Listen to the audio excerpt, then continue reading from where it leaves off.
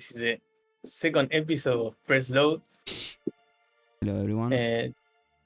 Today we wanted to talk about this new, not new style, but this new horror games that use this pixel art 3D style. That's quite good. Yeah. Especially this new game, Holstin, that they released the trailer like a few days ago. Yeah, and I think it's coming for PS4 and PS5. Yeah, I don't know what else. Yeah. PC, I guess. Yeah, PC. And Xbox. But yeah, this game looks really good. They use this kind of technique of changing the perspective to like a first person from a third person point of view. And I don't know, it looks quite interesting, huh? Yeah, I think you can like also rotate like the levels to see different perspective of the same level. And it has some very interesting like quick time events that you need to press like a lot of buttons super fast. The art style, the art style is really good. The name of the game is Holstin, and I don't know when it's coming out, but I guess it will be coming out soon. At least on PS4 and PS5. So for everyone that... Yeah, there's like a... Yeah. Sorry, there's like a new... It's kind of like the pixel style is kind of evolving. No? Fusing with 3D elements. Or this... Like this game. It's like... Pixel art first was like retro games, no? Yeah. 8-bit, 16-bit, whatever. Then you have beautiful pixel art game like, I don't know, Old Boy, that have like such a nice art. And then this game like takes that and puts something else, no? Something extra. It's not just pixel art. Use like camera angles, camera tricks. Like you can rotate, like we say. Yeah, I think like this game is kind of like mixing old Resident Evil gameplay or Silent Hill gameplay. I think I would say mostly Resident Evil gameplay, but it also gives you that opportunity to play like a modern Resident Evil game, like changing the perspective to a more like tank kind of gameplay to a third-person view. And I think that makes the game really dynamic, and I don't know, it seems very interesting. So I would really like to play it. Yeah, but yeah, we are like seeing a lot of games like Signalis that we're gonna show now in a little bit, and many other games to embrace this pixel art style and make such a beautiful, I don't know, kind of experience that it appeals to people that really wants to play something retro, but at the same time it's like offering you, I don't know, I guess quality of life improvements that you won't see in old games. So you get like the best of the modern gaming with some of the very nice retro style. Yeah, it's not just that that they choose the pixel style because maybe let's say it's easier than a detailed 3D game. Like they choose a style because they want to do it in that way. Yeah, I think it happened a lot with like this new I don't know, Metroidvania Souls game like Blasphemous. We made a review on our social media not long ago, and there is a lot of games that are like coming with that style that I don't think is something that they don't want to do because or like they do just because they don't have the power to do something else. It's just that they really like it and they did something really amazing. Yeah, or Sea of Stars. Sea of Stars, that became like a GOTY contender. Yeah, possibly, I don't know, because it's an indie game. Choose that. And now we can see Signalis. That I think Signalis is also very beautiful. I didn't play it yet, but you played the game. Yeah, I played. The game is good, of course, but it's a little bit confusing. I think that the style of the game is really nice, kind of like a PS1 3D, also pixelated style, but Yeah. Kind of has So like this anime style. yeah. And all the characters look the same to me. Yeah. And I like anime. It's not that because it's anime, no, that kind of thing. But like So the story for you was a bit like bare bones. I didn't get the story at all, to be honest. I played and I like, what the fuck did I just play? Yeah. Yeah, It's really confusing. But I think like in one point that is kind of like just trying to be Silent Hill. I think I told you, and I read this many times, that this game was the best Silent Hill game since 4. So I think there is a part where like a lot of these games try to not imitate or like copy Silent Hill, but to embrace that way that Silent Hill tried to tell you a story that is through symbolism and like trying to search clues about what is happening, and sometimes it's not really clear. Like for me, when I play, I think Silent Hill 2, it was really hard to get the story, and then you understand that it's more about like the mental state of your character and not so much about what is happening in the town and things like that. Maybe like you need to see it as a perspective of like something that is not real, or is everything like in his mind or something like that. I don't know if Signalis is like that. Yeah, the thing is that it's too philosophical. Yeah. Like that's why like, it's so confusing. Unless you are into that, and you like to think about existence and consciousness and whatever. Yeah. I do think that it's a good kind of philosophical game. I don't know about Signalis, but again, the other ones that I mentioned, I think it's like kind of a good philosophical thing. Because there is things that, and I think happens a lot with Japan, that they try to do this kind of philosophical stuff, and sometimes in trying to give you like a complex I don't know, idea or theory about something, it becomes such a convoluted thing that it's hard to understand what are they trying to do. Like that thing happens to me with Advent Children. If you ask me what is Advent Children about, it kind of, I don't know, like I know that it's something related to Sephiroth and that stuff, but then again, like it has a lot of, I don't know, philosophical things, and I don't get the idea of the whole movie. Yeah, I mean, I play a game called, I don't know if you know, I think I told you already, the Talos Principle. Yeah. It's like a puzzle game, like full of that, of philosophy, like about what it is to have a conscious. Yeah. What it is to be human. That game, I like it. It breaks my mind, like my brain. I'm like, couldn't believe it. Kind of Signalis remind me a little bit of that, but not that interesting to me. Yeah. And also, it's not scary at all because of the anime style, I think. Yeah, maybe it looks the... But I thought that it was going to be scary because, I don't know, today... of course, it's not the same as if you are like playing something that has ultra realistic graphics, but if you play Silent Hill 1, even though the graphics are really old, I think you can get a little bit scared. But I played just recently again, and if you play it at night, yeah, a dark room, yeah, alone, in the dark, well, that's another one. That's another one. And since we are mentioned that one, Alone in the Dark is getting delayed to... It was January, right? Yeah. So 3 months of delay. We think we think that is not because he doesn't want to compete with Spider-Man and Alan Wake. Yeah, 1 month of difference should be enough for that. Yeah, and 3 months. It's a little bit concerning.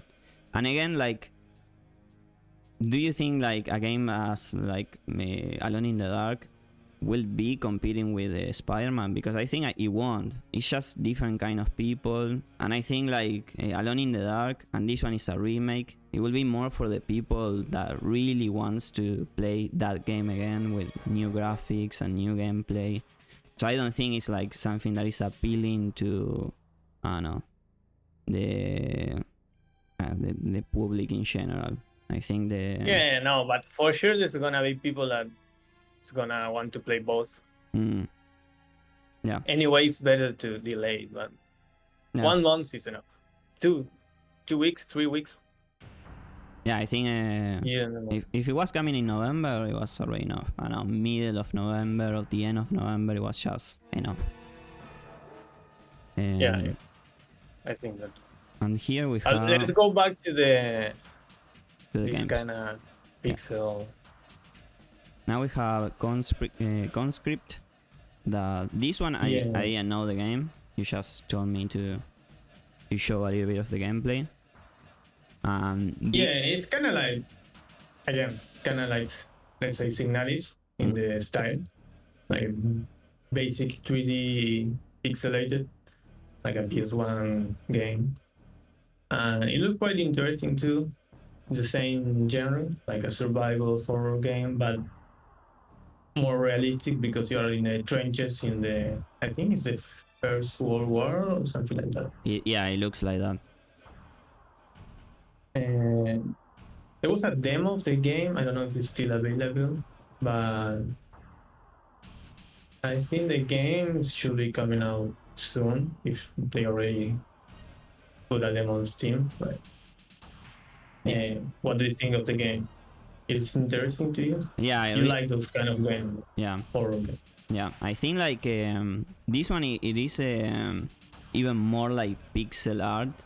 It seems more dynamic with the gameplay and stuff. Like you see a lot of movement in the characters and the animations. It's kind of like smooth. But then like you have these kind of pre-rendered cinematics that reminds me of, I don't know, like the cinematics that you will see in Fallout, like the old Fallouts from PC, or kind of PC games. And I think that's really, really nice. Like it looks very, very nice. The art style and everything is amazing. So yeah, like these kind of games, for me that I don't play much indie games and that stuff, is starting to pique my interest in like at least trying them and see what they are about. I don't know if every game will be good, but and this one it seems more action oriented. Like you are shooting a lot. Yeah, a little bit more. Yeah. So yeah, I think but it looks interesting, and I think it's developed by one guy. I don't know. It's developed by Jordan Mochi. Yeah. I'm not sure if it's like a small team or just him. Yeah, it seems to that be. That happened a lot with this kind of games. Signalis, I think it was developed by the German couple. Yeah. And the music by another guy. I mean, another reason to pick this style is that it's more easy to do it in a small team now. Yeah. I mean, it's not the only reason, but that's true also. Yeah. And I think also these games are perfect to play on the Switch, or if you have a Steam Deck. That is like the best place to play with headphones, just laying down. I think like you get more, I don't know if it's me, but when I see these kind of games like Signalis and things like that, I think like playing them on a handheld is where they the best. And then we have also another game here called The Last Night. Yeah, this game was announced like a few years ago, 2017. It's not the same genre or style, but it's similar. It's like a 2.5 D. Like the ones from Square Enix. Yeah, let's say it's like a side scrolling, but with you have like a death in there. Yeah. And they only released this trailer in that E3. It looks so good. Like a cyberpunk game inspired by Blade Runner. Yeah. And it's really good. But there's no news about it. No, this one, it looks a lot better. Like, just because if you look at the lighting and everything, it's insane. If the game managed to be like that, if there is actually a game, it would be amazing. But again, maybe it never gets released. I think it's a small team, also 1, 2 guys. I don't know. Yeah, and this one says coming to Xbox at least. So I don't know. Yeah, but I wanted to talk a little bit about this game because it's again like a evolution of the, to me, of the just pixel art games. Yeah, and then this game and the other one replaced. Yeah, it looks really similar to The Last Night. Yeah, and not the style, but the way the game is supposed to be, like also like a platforming, super good looking game. The lighting in this game is so amazing. Yeah, like the lighting of these games is just insane. Like the other ones that we were like talking about, like Holstin or the other ones. Signalis. Yeah, Signalis. Signalis also looks really good with the lighting and the stuff, but this and the Last Night, I think they are way superior. At least in like the art style and the graphic fidelity. Everything is like, I don't know. And they are just trailers. Yeah. If I did a video of the guy that made The Last Night explaining how he made the trailer. Yeah. So he said here I was using this camera, then in post-production I put the light. So I don't know if they are gonna be able to do that in actual gameplay. Yeah, we will need to see. No, this one looks so good. Like there is a scene where they are like in a car and you have the different takes from the camera. Nice. Yeah, this one and Last Night is something I will need to try for sure. Yeah, this one for sure to me it looks even more complicated to make than just a 3D game. Yeah.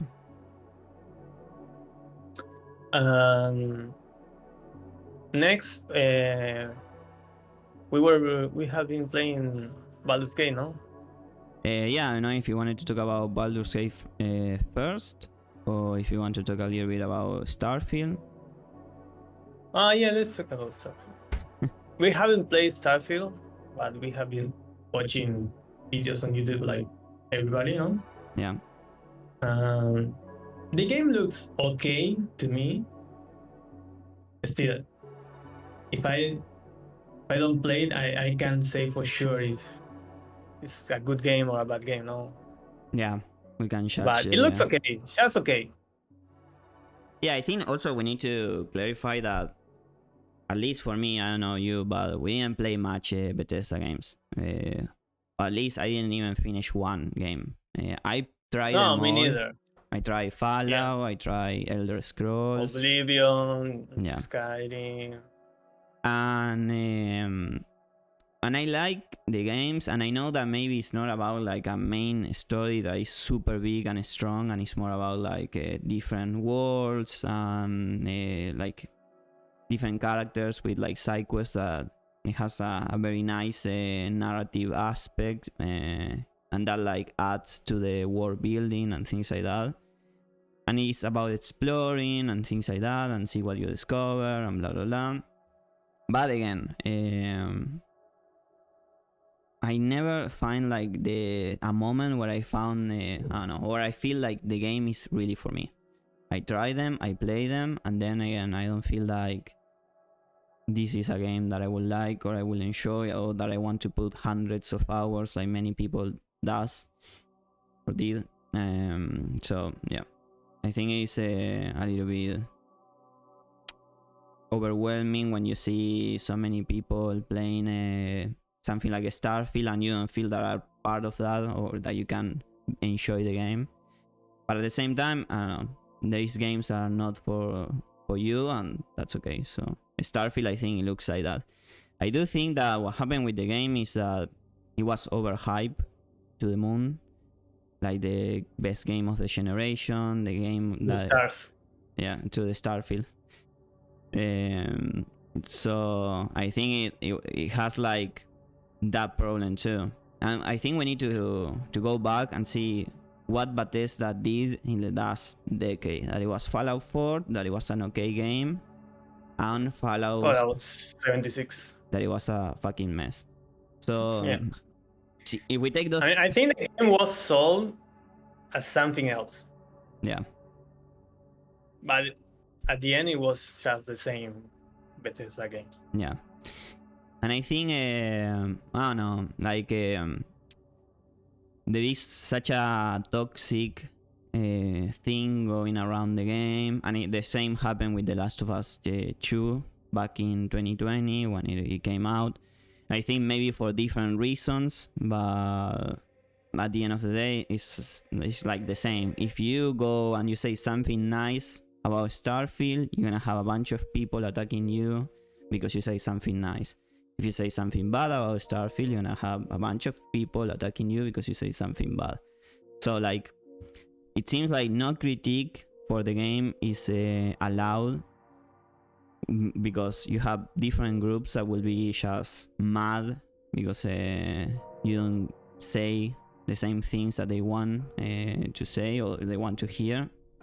So at the same time that you have like all this situation, it's kind of like a game that, I don't know, I feel that it was like promising some things and it didn't achieve that. Like, because the feeling that you got of the trailers and the way that they spoke about the game, it was like you're gonna have a lot of space exploration and things like that, and exploring a lot, and it's mostly like loading the next area and loading the spaceship, and like space exploration, it seems very limited, and the exploration in planets, it seems very limited too. It's quite sad that you can get out of the planet or into the planet by yourself, like just flying. Yeah, like, and also like the thing, you are in your ship, so you only have like a area that you can go around a little bit just to fight like another ship, or like go around some asteroids and things like that, and it's kind of like, okay, and that's it. And sometimes like you can only just do like a 360 view, and it will give you like the illusion that you are moving, but you're just standing in the same position. So that's a little bit weird. Like, I think they should have cut half of the planets. Like, give me 500 planets that you can really explore, but you have the ability to go inside the planets, get out of the planets. I don't know, because at the end you see just a lot Even of less, 50 planets. I don't know. Yeah, because you can make 50 big planets, and like exploring one planet should take you a very long time.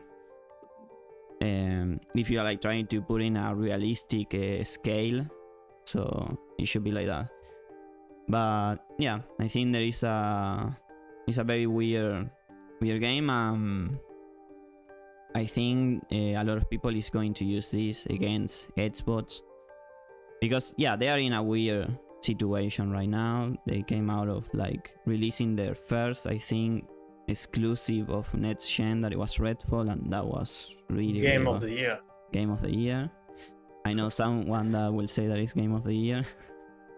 but then you have this game, and again, like, I don't think it's a compliment to say, no, this is the less buggy Bethesda game. Like, like, I understand that for people that play Bethesda game, that is like an achievement and it's so wonderful, but it's not really. But in which other game you can flip the toilet paper to the right side? We already showed that. Yeah. The correct way is with the hanging part, like on the other side of the wall, not on the wall. Yeah, not facing the wall. Yeah. We are good now. If I see someone doing that, I need to change it immediately, because it just make me nervous. But yeah, I think there is not much to say about Starfield. We didn't have a chance to play it yet. Maybe in the future we will, and we might have something different to say, but for now.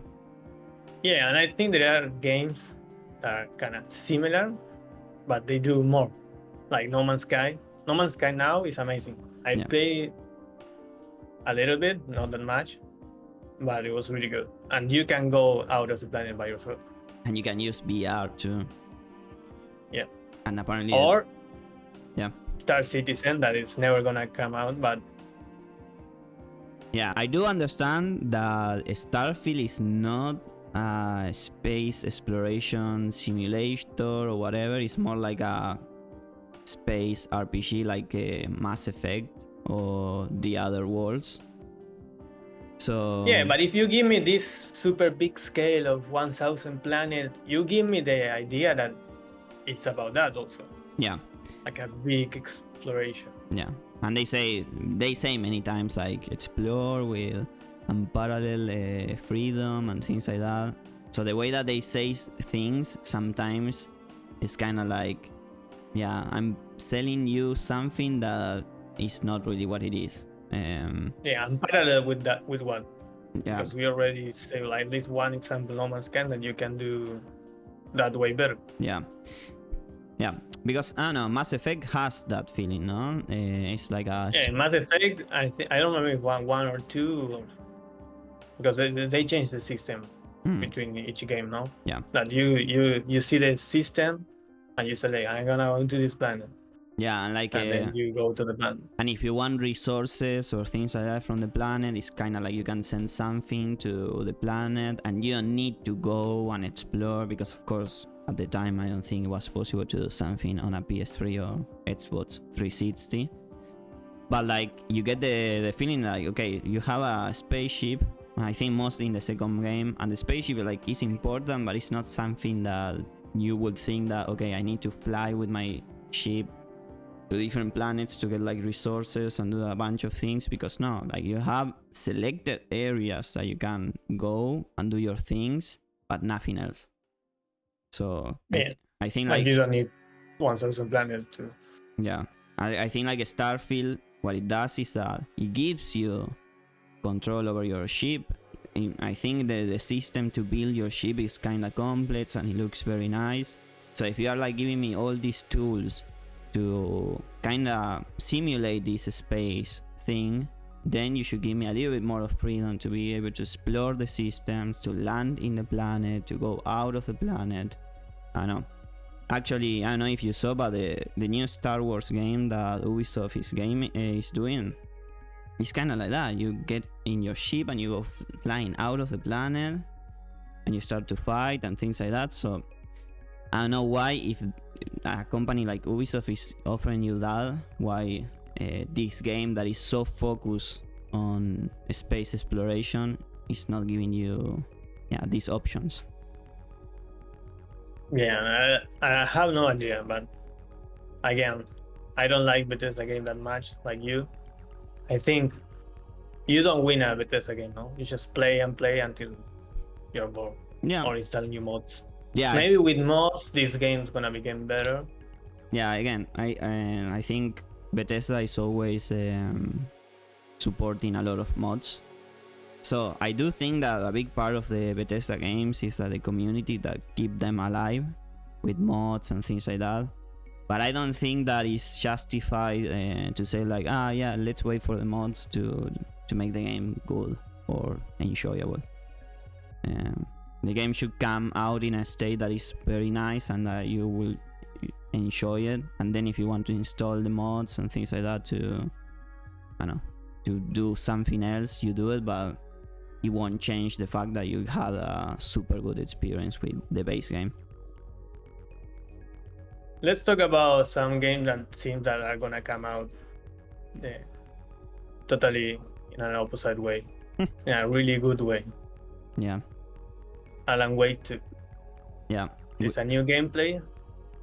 I'm showing now the Alan side of gameplay, and then we have the other. How is the name of the other character? You kill me now. Well, the other character. Female detective. Yeah, the female detective. So it has been like 2 kind of long showcase of what the gameplay will be in Alan Wake 2. What it was really interesting to me, that I think of course they mentioned that, is that we have like the side I think it's like kind of two campaigns. We don't know if it is like Resident Evil 2 that you play with Leon, you finish a game, and then you need to play with Claire, and then you finish a game to get the true ending, or if it is kind of like you go just changing from character to character in one playthrough. And you can progress until you change to the other character, do something. Yeah, that's what I don't know.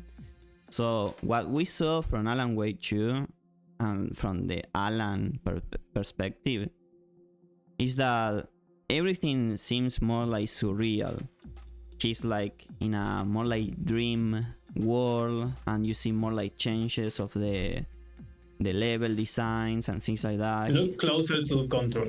Yeah, it looks closer to Control. There is like more colors in the places that he is, more like lightning effects and things like that. I think it's because he's in this place that is called the Dark Place. So he's supposed to be kind of in this nightmare where he is like transitioning from one place to another really fast. And the transitions are so well made that sometimes I can't believe that they achieve such a big thing. Like we see Alan walking on a forest, and then he ends up in a cave. It's I think. And then live action. And then live action, yeah. It's just, I don't know, very At interesting. the time the game and the live action look quite close, no? Yeah, that's insane too. Because Remedy is not a company that never tried to do live action style in their games. I think the first game, if I'm not mistaken, that used live action from them was Quantum Break. But in Quantum Break you have the game, and then you have the live action. It never was like connected in a way that you would see the live action, or at least I don't remember doing that. But it was like kind of, okay, now you're gonna see the live action, and it was kind of like watching an episode of, I don't know, a series, and then you go back to the game. So in this one, in Alan Wake, I think the live action is just another transition. Like Alan is transitioning from one level to another. In this one you transition from gameplay to live action, from live action to gameplay. So I think it has like a lot of potential to make something very interesting. Yeah, I remember. The name of the girl is Saga. Mm-hmm. Okay. I think so. So yeah, it seems that just make me sad that it's not gonna be released physical. on disc. Yeah, because I would have loved to just, I don't know, at least a steel book of the game or something, like a deluxe edition with something. Because it's getting a deluxe edition, of course, but it's digital. So I'm gonna give something to Starfield, and that's like the deluxe edition. I think it's the collector's edition. Yeah, the collector's. I thought it was quite good, and doesn't have the disc, but at least have the case with kind of like a flash drive style. Yeah. With the code there, like a metal thing. Yeah. Like a token. That was okay for me. Yeah, and also like how it is placed on the case and everything. It looks beautiful. So I wouldn't mind getting something like that for Alan Wake. But yeah, I don't think we're gonna see anything of that. Maybe in Japan. So then I think yesterday we saw the next trailer. Saga gameplay. Yeah. And this one is more, I don't know, you can see the colors are different. The setting changed a lot. This one I will say is more kinda close to the first game than what it is Alan's perspective in like his gameplay. His gameplay is more like Control, as you say, and this one, Saga perspective, is more like more realistic. Yeah, it's not realistic. It's monster. Yeah, it reminds me a lot of the first game. You see Saga going through the woods in the dark, and you have the enemies that come out of nowhere. Yeah, it looks quite difficult comparing to the first one. It was quite easy, just point with the flashlight. Yeah, 2-3 shots with the gun and that's it's it. done. This one they just like pass you like teleporting behind you, like moving super fast. Yeah, I don't know if you saw it, but like the enemy is kind of like appears in front of you, and then he just divide in two enemies, and they start to run like super fast, start to throw things at you, and the things can come like flying. I didn't think that it was going to have the ability to dodge. I think it was going to remove that. But it's quite nice that it has the ability to dodge the attacks and Yeah, things. if you don't have dodge with this velocity and speed, Yeah. gonna be. But again, I didn't think that it was going to be so fast. I was really surprised yesterday when I saw the gameplay being so aggressive. I think it's quite impressive. But again, Remedy is one of the... I would say that it's kind of like one of the best studios making third-person action games. Like controls amazing. And like the shooting part is really good, and I don't know, in Quantum Break it was really good too, and Max Payne of course, so I think that part will be just very very fun to play. And yeah, we are getting this one next month, if I'm not mistaken it's 27th of October 27th, so yeah, it will be releasing on PS5, Xbox Series X, and PC. No last gen. Not S. S. Series S. Yeah, I guess too. I'm not sure, but yeah. So yeah, we are very excited about Alan Wake 2. I think, of course, but I will talk about myself first, but I think I will vote for Final Fantasy just because I need to do it. But one. yeah, that one.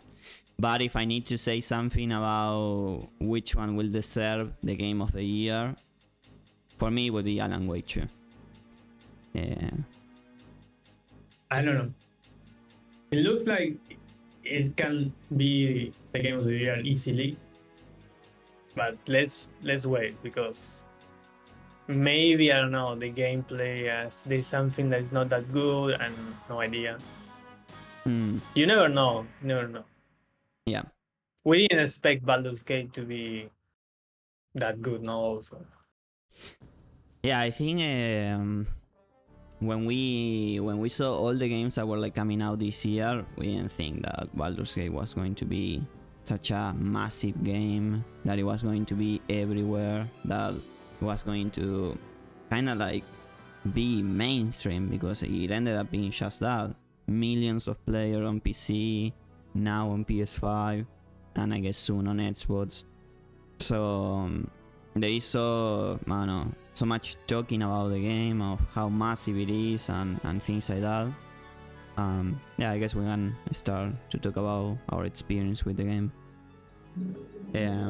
We are currently playing Baldur's Gate 3 on PS5. We have been playing since Monday, and I think like if you are someone that never played any of these games, but you play something like Mass Effect, The Witcher, and Dragon Age, at least the first Dragon Age, not the second one, you're gonna be closer to what this experience is than if you didn't play any of those games. The thing is that Mass Effect or The Witcher are like more action oriented, so they have like a stronger... I don't know if it's stronger combat, but it's like different. One is like action, the other one is turn-based. They are like similar in the way that you... I don't know if you roll a character, but maybe Mass Effect you roll Commander Shepard. A little bit more. But like you have decisions that you take, and those decisions will affect the world. There is a lot of things that kind of are similar, but in the same way they are not. Baldur's Gate for me is a game that I really enjoyed, and I like how the characters have like their own personalities, how they interact with each other, how they interact with you. But at the same time, I'm having a really hard time with the gameplay, and I think like the gameplay is the part that is kind of preventing me from enjoying the game a lot. I don't know how it is for you. I think a little different with the how the characters develop and they talk to each other. They look to me like they are like a machines, and they don't have like a soul. They are not like I don't feel if I playing like Witcher 3, I feel like Geralt is alive.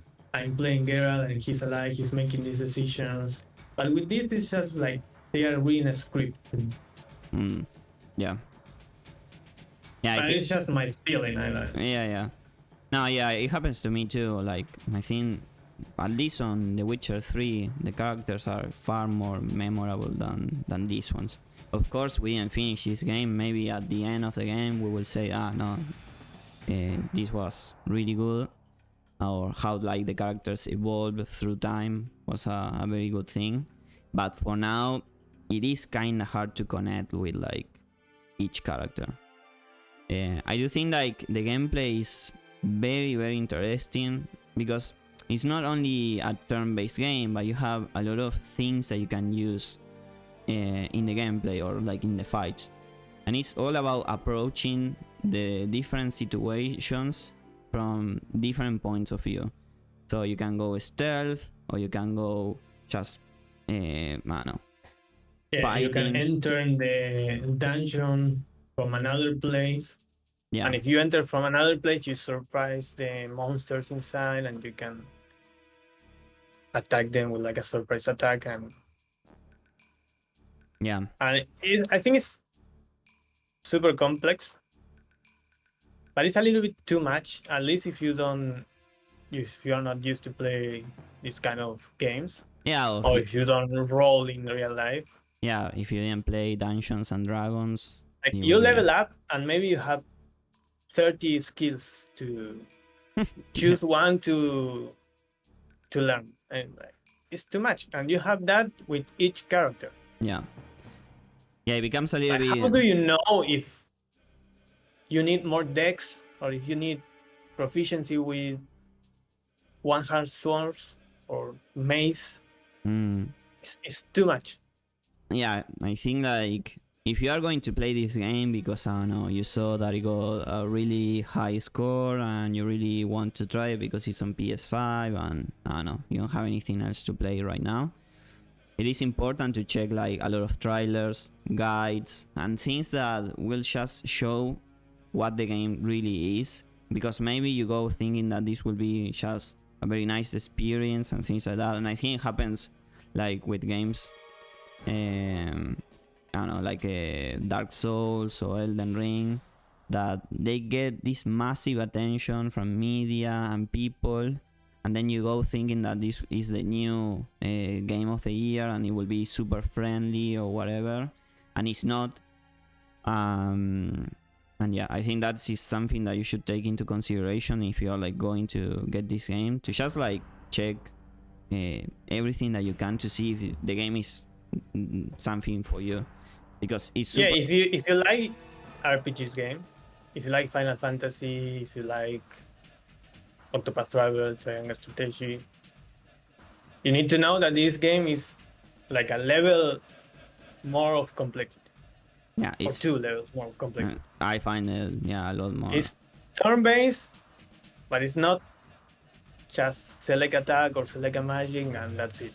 No, like it's about this like advantage if you are in a higher location. Yeah, attack from behind, from the sides. Yeah. Slash damage, blunt damage. Yeah, and you need to use like your environments all the time. If there is something that you can use to, I don't know, throw like a fire attack and turn everything into fire and explode things and whatever. Push someone from a ledge. Yeah, that is like really important. So it's kind of like a strategy game in some points, but yeah, I don't know. I find it like to be really hard. I tried to do some fights because I thought it was going to be easy, and I needed to restart the fight at least 5 or 6 times. And I was about to quit because I didn't like it. Yeah, and you need time to play, because maybe you play for 1-2 hours and you didn't do nothing. Yeah. The progression is really slow, really slow. And also that I think it will take a very long time to finish this game. At least more than 100 hours you need to put in this game. There is no other way. If you don't explore that much, I think you can finish it like 50, 60 hours. Really? That short? It's not short, it's 50 hours. Man, but like comparing to 140 or 70. If you take your time, yeah, it's gonna take you that much. Yeah, I don't know how long it will take for us because we have been exploring quite a lot. Yeah, I play like 10 to 15 hours. Yeah, I play. And we are still kind of in the like one of the first areas that you start playing. Yeah, it's just. I haven't even been to the Goblin Camp. Yeah, it's true. Man, yeah, and also like each playthrough it will be different. Like it is different from me that it is for you. We have been like. Yeah, I went to the north, exploring the north. You went to explore the south part, and we have done things totally different. Yeah. You save somebody. I am left that person in a cell. Yeah, I'm consuming the parasites. You are not. So there is like a lot of options. I will say that yesterday I had that moment of feeling like this game is massive. Like that time in the Elden Ring when you go down with the elevator to this place and you see all that place and you say, I don't know how they fit this into the game. And that same thing happened to me in Baldur's Gate. I have been like playing in the same like cave for, I don't know, 3 hours.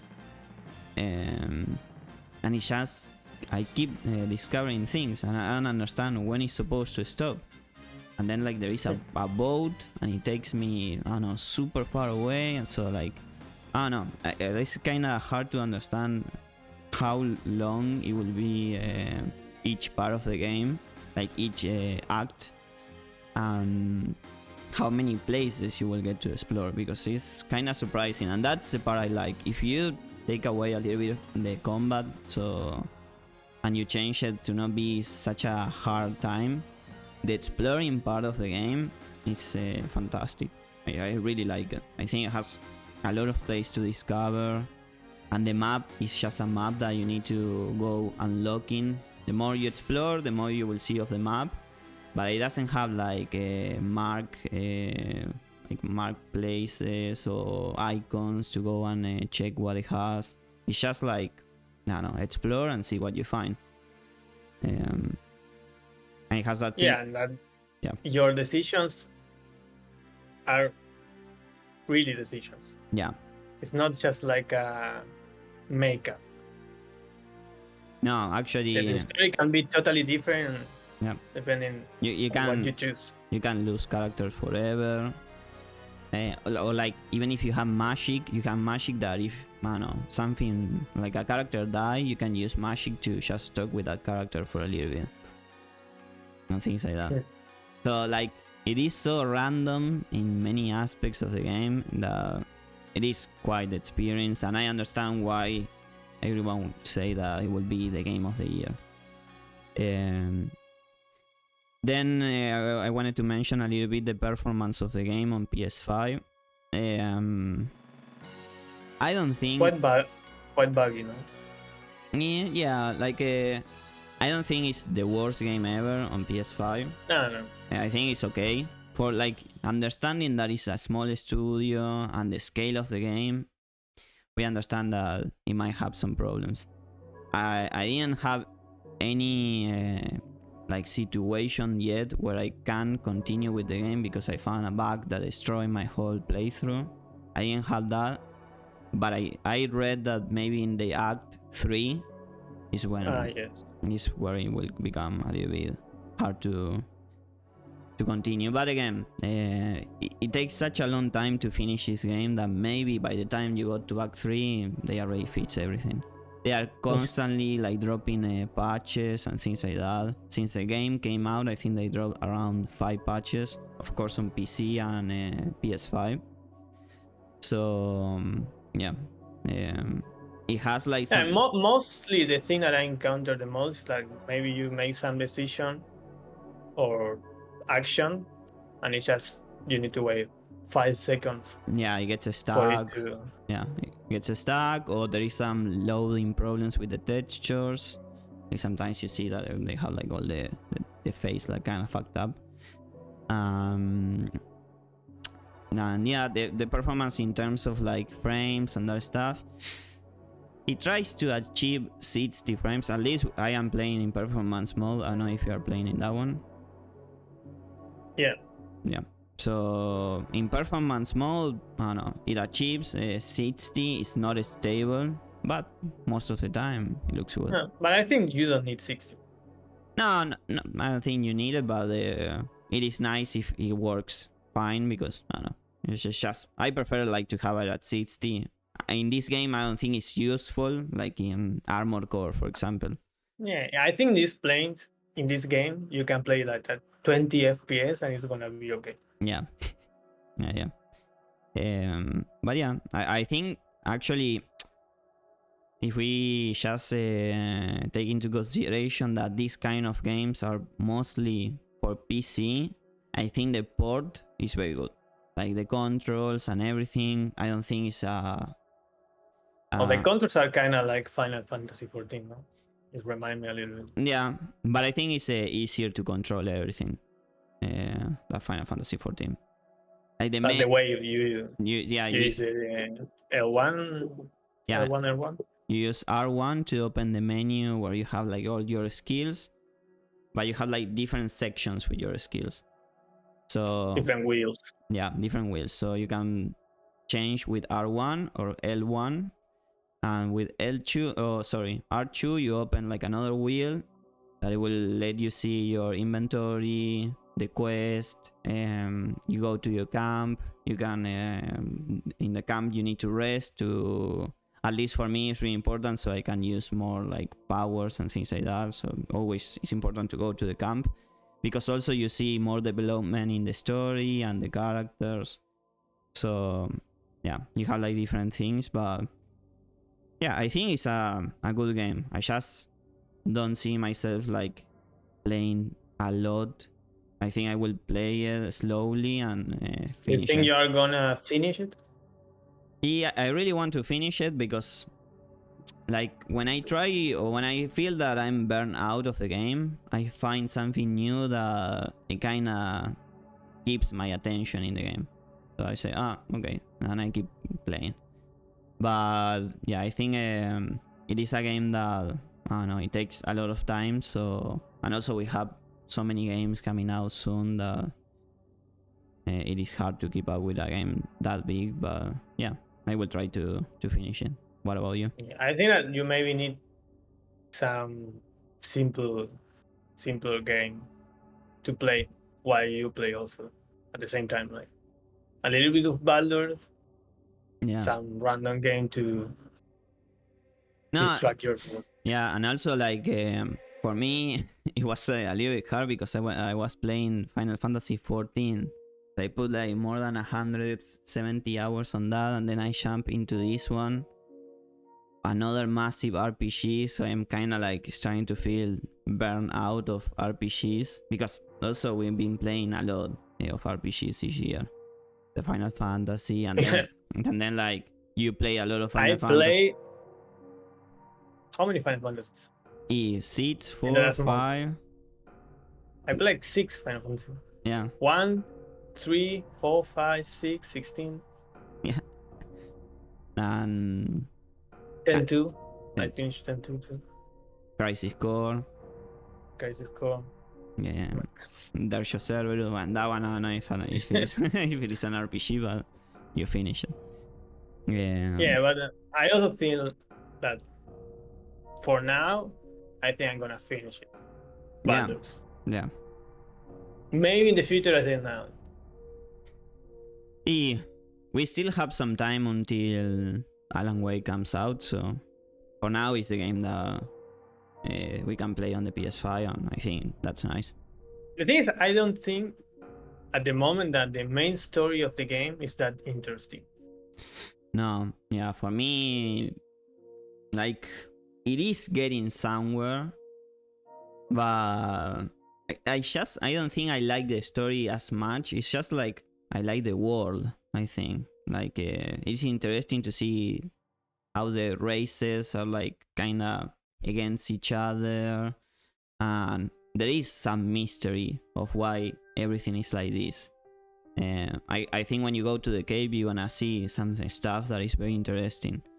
But yeah, again, it takes so much time that I wouldn't be surprised if the story start to really hook you in a few hours. Very important question. Which game do you think has the best penis?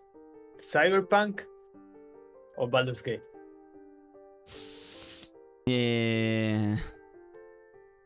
I will say Baldur's Gate because you can actually see yourself naked. In Cyberpunk, but in Cyberpunk, when you like rotate your character, your penis goes like. Yeah, like at the beginning of when Cyberpunk came out, apparently there was a bug that it will have your penis like hanging out of your pants while you were like riding the bike. So I don't know. For now, like I didn't have sets with any character yet, so I'm trying slowly to make Shadowheart fall in love with me, but yeah, it's working, but it's slow. But there is not much point, at least. I mean, Cyberpunk it has a little bit more sense because the character creation is a little bit more deep. And this one, you just choose the face. Like you can select the distance of the eye, the nose, whatever. You have like a few things. Yeah. There's not much point in selecting the type of penis or vagina like do. Like I don't know if you're gonna actually see it when you play or when you have sets with a character. Maybe then they show like explicitly, but up to now it didn't have any. But in Cyberpunk it was the same for me. Of course, like you can go to some place and maybe pay like a prostitute or something like that, but or like have some romance option with another character, but you don't see anything. Like it's something that is there, but no, you don't see it. Oh, that reminds me of like, what do you think GTA 6 gonna be like? Because I remember in like GTA 5 going to the prostitutes was like even more realistic than the previous one, no? I was a kid, of course, and I was like, ooh, look at that. I mean, not that a kid, man. To be honest, like what I know about GTA 6 now is that it's more like a Bonnie and Clyde thing. Apparently it will be this couple that they are together, and it will be kind of like that, no? A dynamic relationship between them, and see how that evolves. Then I don't know, I think like we need to think that GTA, it was kind of like a parody of like United States and things like that, and at that time I think they had more freedom to kind of make some heavy jokes that today I don't think they will be able to do it. Like it's GTA and we know what we are getting when we play that kind of games, but I think they are like toning down a little bit the humor in the game and things like that. That I don't think is bad if it is made in a like if it is well made, but yeah, I don't know how it will be. What do you think about the rumor that they say it's gonna cost $150? Yeah, I saw it the other day again. That's insane. I don't know. Like I understand that maybe what it got leaked was some deluxe edition or something like that, and they just got that and say no, it's gonna be 150. If it is 100, but it's not the full story, no. No. If it is like 150 for a deluxe edition and things like that, man, it's okay. Like you have the option to get it or not if you really want. At least if they make a nice deluxe edition, I don't know. If your choice to get it or not. But if it is just the base game, 150, I think it would be too much. Like I understand that the budget for the game is, I don't know, they say billions of dollars. But I don't know, that is like their decision to make such a expensive game. But I think like forcing you to pay 150, it's a little bit too much. Because even if I pay that 150, I will expect to be the best fucking game that I play in my entire life. Otherwise, I don't know, I don't see the point in like being and so it's kind of expensive. dangerous because if they do that, other companies are gonna say, look, we can do that too. Yeah. But no, I think like Rockstar kind of have some, like, I don't know, freedom to do whatever they want. Because we know that when we play a Rockstar game, we are playing a quality game. With graphic fidelity, super good performances, and no. It's like, you know that you are getting a game that is just quality. But again, I don't know. Apparently, it was going to be announced this October. I heard like a leak the other day of like the president of Take-Two saying that GTA 6, but he said like BI because he's using like the Roman numbers. So it was going to be announced around the 20-something of October, and it will be releasing next year on October. So 2024. Yeah. So soon. Yeah, that's why I don't know if I trust that, because I don't think so, no? Because think that Red Dead Redemption came out in 2018. No, yeah, 18. 19. I think. 19? I think 19. Well, 18 or 19, but like 18, yeah. That game was such a big game that they needed to use all the studios that they have, because I think Rockstar have like different studios around United States. It has like Rockstar San Diego and things like that, so they need to just make a super massive studio to finish Red Dead Redemption 2. So there is no way that they were like doing GTA 6 and Red Dead Redemption at the same time. When was that they hack or leak the kind of like a gameplay of 6? Remember, like a few, like it was a 2 few years ago. No, it was I think it was last year. Or no, I think. I remember I was in Japan still. Yeah, man, it could be last year. So yeah, but beginning of last year, maybe. Yeah, it could be beginning of last year or beginning of around middle of last year. I don't know. But that was just like a prototype. It wasn't nothing. Yeah, I think it was a pre-alpha. So there's no way that's gonna be released in 2020. Yeah, I don't know. I would say 2026. Yeah. It seems more. But again, we don't know when that thing started. We don't know if the gameplay that it was leaked, it was from that time. Maybe it was like a very old gameplay. Because apparently the gameplay, if I remember correctly, the gameplay was from 2019. So, and if the leak came last year, and you see the gameplay, and even though it's a pre-alpha or an alpha, whatever thing, it looks good. Like it has a lot of systems. You see them enter into a place to rob it, and you see the NPCs like moving a lot. So it was like kind of advanced. It wasn't just like a technical demo. So it could be a chance that the game comes out next year. Because also I think there has been like interviews with the president of Take-Two, like saying that we are expecting to get this amount of money next year and blah blah. And like the only games that they have, but the only games that were like coming out apparently was this remaster of Red Dead Redemption. That it wasn't a remaster at all. and the new GTA 6. What about GTA 5? Are they still doing something? I think it gets, I don't know, the online part always gets something. Because it's what Yeah, they get. it's a gold mine for them.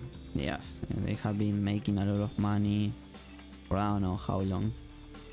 And I actually think that the Rockstar recently bought like a team that was in charge of doing some role playing stuff for like the online GTA. So I don't know why they are like going to use them, but yeah, it seems like they are like taking a lot of things from the online to put it in the game. Because I think like a big part of the Rockstar games is the online part, even though I never play them, but for many people it is like the big part of the game. Yeah. I think that's all. Do you want to talk about something else? No, I don't think I have anything else to say for today. Okay, then thank you for watching. See you on the next podcast. Yeah, next week we're gonna be coming back with something else. More Baldur's Gate, for sure. Yeah. Bye bye. Okay, thank you. Bye.